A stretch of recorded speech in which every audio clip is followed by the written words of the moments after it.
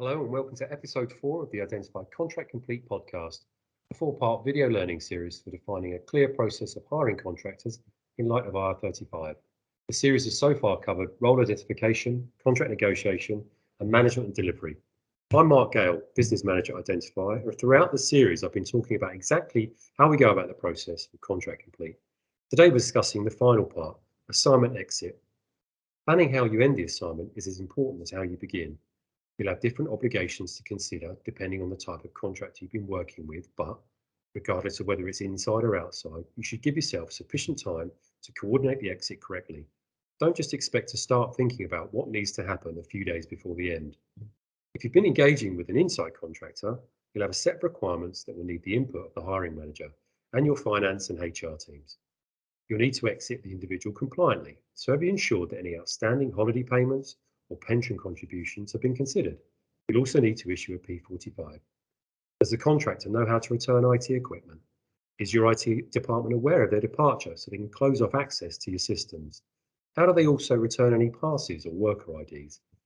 These are all important points, especially due to the remote nature of a lot of roles and staff potentially not being on site every day.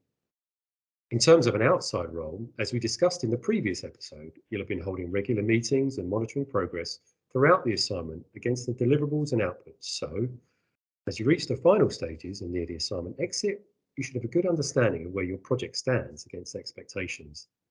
Even so, the assignment exit is the final point for you to approve and sign off on the work that's been done. Have all of the deliverables and outputs been hit and the acceptance criteria met? Is all project documentation in place and up to date? What knowledge transfer has taken place, and do you need anything further before the contractor finishes? If they've used your IT equipment for security reasons, how will it be returned? And again, is your IT department aware of when to turn off access to systems? If you're comfortable with everything, then you'll be in a good position to give a final sign-off on the work. But you have to be confident. So as I mentioned before, planning the exit as early as possible is really important, and especially so on an outside contract role. We've reached the end of the series, so I hope you found all 4 episodes beneficial. I'm always available to talk through any of the points discussed.